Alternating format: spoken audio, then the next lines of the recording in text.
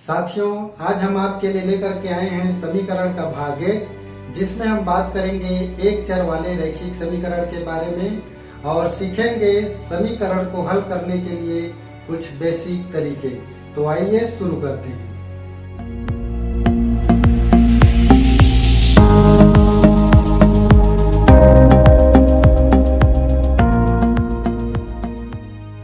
आपने कभी न कभी तराजू देखा ही होगा।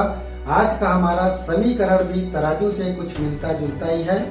जिस तरह से तराजू में दो पलड़े होते हैं, उसी तरीके से समीकरण में दो पक्ष होते हैं, जिसे बायां पक्ष और दायां पक्ष कहा जाता है। तराजू में एक कांटा होता है जो कि दोनों पलड़ों को बराबर करके रखता है। उसी तरीके से समीकरण के दोनों पक्षों को बराबर रखने के लिए बीच में बराबर का चिन्ह रखा होता है। आपको बता दूं कि यदि समीकरण के किसी भी एक पक्ष में यदि कोई भी संख्या को जोड़ते हैं, घटाते हैं, गुणा करते हैं या भाग करते हैं, तो उस समीकरण को बराबर करने के लिए दूसरे पक्ष में भी उसी संख्या को जोड़ा जाता है, घटाया जाता है, गुणा या भाग किया जाता है। आइए इसे हम कुछ सरल प्रश्न लेकर के समझने का प्रयास करते हैं। मैं यहाँ पर प्रश्न लेकर के आपको समझाने का प्रयास करता हूँ। जैसे हम करते हैं x + 7 = 8। अब देखिए, इसमें एक ही चर है जो x है यहाँ पर, इसीलिए इसको एक चर वाले रैखिक समीकरण कहा जाता है। आइए इस प्रश्न को हम बिल्कुल बेसिक तरीके से समझने का प्रयास करते हैं। यहाँ पर चर x का मान हमको निकालना होता है, तो इस x का मान निकालने के लिए इसके साथ में जो संख्या है 7 है, यहाँ पर ये जुड़ा हुआ है इसके साथ में। 7 को हम इस x से अलग करने का प्रयास करते हैं। तो ये 7 यहाँ से हटेगा कैसे? तो इसके लिए मैं आपको दो तरीके बताने की कोशिश करूंगा। तो देखिए, इस 7 को हमको यहाँ से हटाना है। तो हटाने के लिए क्या करेंगे? ये +7 है, तो इसमें 7 घटा दीजिए। ठीक है। यदि हम इस पक्ष में 7 घटाए हैं, तो इस पक्ष में भी हमको 7 घटाना पड़ेगा। तो अब देखिए, ये 7, ये प्लस है, ये माइनस है, तो ये क्या हो गया? 0। 7 में 7 गया तो 0 हो गया। तो यहाँ पर बचता है x। तो और इधर भी देखिए, 10 में से 7 गया तो इसका मान आ गया 3। ये जो है पहला तरीका है। दूसरे तरीके से करके देखते हैं। यदि हम इसको पक्षांतरण विधि से करके देखना चाहें, तो x + 7 = 10, ये हमारा प्रश्न है। अब इसमें क्या करते हैं, हम ये जिस x के साथ में जो संख्या है उसको दूसरे पक्ष में ले जाते हैं। तो दूसरे पक्ष में ले जाएंगे तो क्या होता है, यदि प्लस या माइनस है तो उसका चिन्ह जो है बदल करके दूसरे पक्ष में जाता है। तो 10, यहाँ पर इसका चिन्ह प्लस है, तो उस पार जा रहा है बराबर के, तो इसका चिन्ह हो जाएगा ऋण। तो इस तरह से हमारा x का जो मान आता है, 10 में से 7 गया तो 3। ये दो तरीके बिल्कुल बेसिक तरीके हैं, इसी से समीकरण को हम समझते हैं। आइए ऋण वाला भी प्रश्न हम लेकर के देखते हैं। हाँ, यहाँ पर मैं कुछ दूसरा संख्या ले लेता हूँ, x - 3 = 5।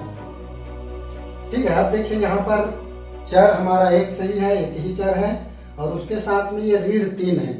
तो इसको भी पहले तरीके से करके देखते हैं हम।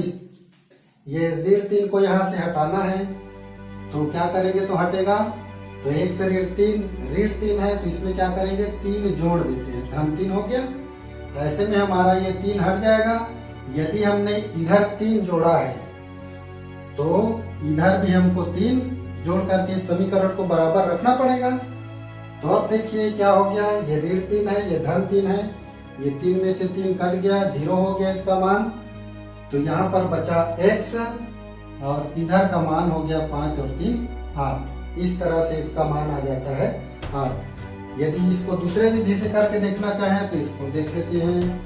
x ऋण 3 = 5, ये हमारा प्रश्न था। इसमें भी यदि बराबर के दूसरे पक्ष में हम ले जाते हैं, तो उसका चिन्ह बदल करके जाता है। तो इसका चिन्ह इधर जो है ऋण था, बराबर के उधर जा रहा है, तो इसका चिन्ह हो जाएगा धन। तो यहाँ पर हमारा x का जो मान आता है 5 और 3 8। इस तरीके से समीकरण हल हो गया। अब यहाँ पर गुणा वाले भी प्रश्न हम लेकर के देखते हैं।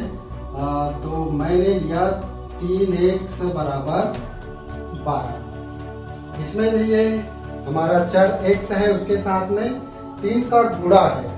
यदि गुणा वाला रहेगा तो इसको क्या करेंगे, करना वैसा ही है, इस 3 को हमको हटाना है। तो 3 को हटाने के लिए क्या करेंगे, इसमें 3 का भाग दे दीजिए, तब ये 3 हट जाएगा, कट जाएगा। तो जब हमने इधर 3 का भाग दिया है तो इधर भी हमको 3 का भाग देना पड़ेगा समीकरण को बराबर रखने के लिए।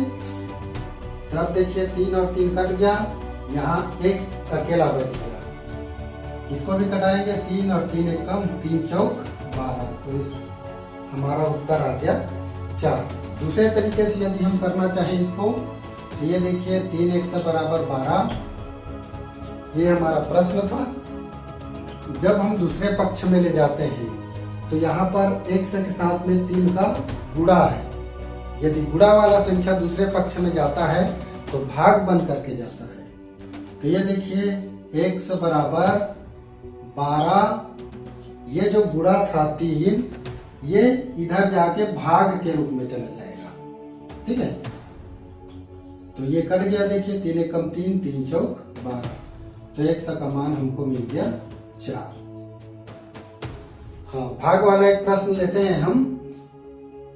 और मैं ले लेता हूँ x बटे 5 बराबर 6। ये देखिए इसमें चर के साथ में 5 का भाग हुआ है।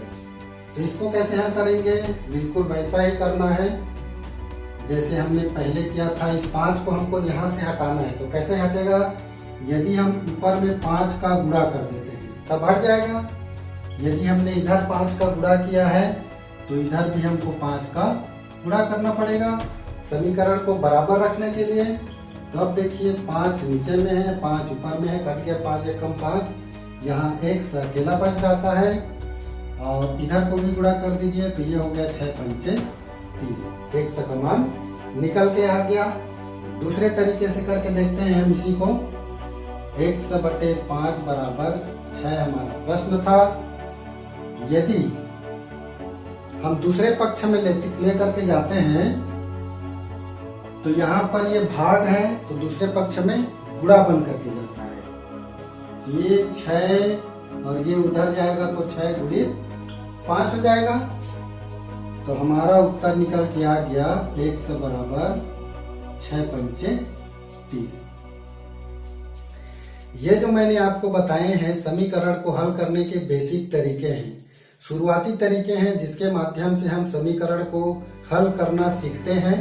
आइए अब 1-2 प्रश्न और लेकर के देखते हैं और समीकरण को अच्छे से समझने का प्रयास करते हैं। यहाँ पर मैंने आपके लिए 2 प्रश्न ले लिए हैं। इसमें देखिए, इसमें चर हमारा x है और इसके साथ में गुणा भी है, जोड़ भी है और भाग भी है। ऐसे प्रश्नों को कैसे हल कर सकते हैं, ध्यान से समझिएगा। अब देखिए इसमें भाग है, ये भाग वाला है, तो भाग वाला को पहले हम हल करते हैं। तो भाग वाला दूसरे पक्ष में हम ले जाते हैं। तो देखिए 4x धन 5, ये 3 का यहाँ पर भाग है, तो दूसरे पक्ष में जाएगा, बराबर के उस तरफ जाएगा। तो ये भाग है, तो इधर जाके ये बन जाएगा गुणा। तो 4x धन 5 बराबर 15 किया, ये हो गया 45 हो गया। अब देखिए 4x के साथ में ये धन 5 है, तो इस धन 5 को हम बराबर के उस तरफ ले जाते हैं। तो ये हो जाएगा 4x बराबर 45। यहाँ पर ये धन है, बराबर के इधर आ रहा है, तो इसका चिन्ह ऋण हो जाएगा, तो ऋण 5 हो गए। अब x के साथ में 4 का गुणा हुआ है यहाँ पर, तो गुणा को भी हम क्या करेंगे, उधर ले जाएंगे तो भाग बन के जाएगा। तो यहाँ पर x अकेला बच जाएगा और 45 में 5 गया तो ये बच गया 40 और ये 4 भाग बन के इधर आएगा, ये कट जाएगा, ये 4 एकम 4, 4 दहम 40। तो यहाँ पर हमको x का मान मिल गया 10। ठीक है, आइए दूसरे प्रश्न को भी हम हल करके देखते हैं। देखिए इसमें हमारा जो चर है y है, एक ही चर है, इधर भी y इधर भी y, दोनों पक्ष में है। यदि दोनों पक्ष में रहे तो इसको कैसे हल करेंगे? तो देखिए इसमें कोष्ठक लगा हुआ है, तो सबसे पहले कोष्ठक को हटाते हैं। तो कोष्ठक जब हटाएंगे तो कोष्ठक के बाहर में जो 4 है उसका गुणा अंदर वाले सभी संख्या के साथ में होगा, तो ये बन जाएगा 4y ऋण 4 या 12 गुणा हो गया। इसी तरीके से इसमें भी करेंगे तो ये हो जाएगा 3y धन 3 छक्के 18। अब देखिए y इधर भी है, y इधर भी है, दोनों पक्ष में है, संख्या इधर भी है, संख्या इधर भी है। तो हम किसको कैसे करते हैं? चर वाला जो संख्या रहता है उसको एक साइड में ले आते हैं और संख्या को दूसरे पक्ष में ले जाते हैं। तो 4y इस 3y को इस तरफ लाते हैं, तो इसका चिन्ह यहाँ पर धन है, तो इसका चिन्ह इधर आके क्या हो गया? ऋण हो गया। अब देखिए 18 हमारा इधर ही है, तो इसका चिन्ह में कोई बदलाव नहीं होगा। ये वाला संख्या बराबर के उधर जा रहा है, तो इसका चिन्ह इधर ऋण है, इधर जाके बन गया धन और ये हो गया 12। इसको हल कर दीजिए, 4y ऋण 3y घटेगा, तो ये बच गया y बराबर 18 और 12 कितना हो गया? 30। इस तरह से हमको y का मान 30 प्राप्त हुआ। अभी हमने आपको समीकरण को हल करने के बेसिक तरीके बताए हैं। आने वाले समय में समीकरण से संबंधित प्रश्न जो कि प्रतियोगी परीक्षाओं में पूछे जाते हैं वो तीव्र गति से हल करने के तरीके लेकर के आपके बीच में आएंगे। तो हमारे साथ बने रहिए, वीडियो देखते रहिए और गणित सीखते रहिए।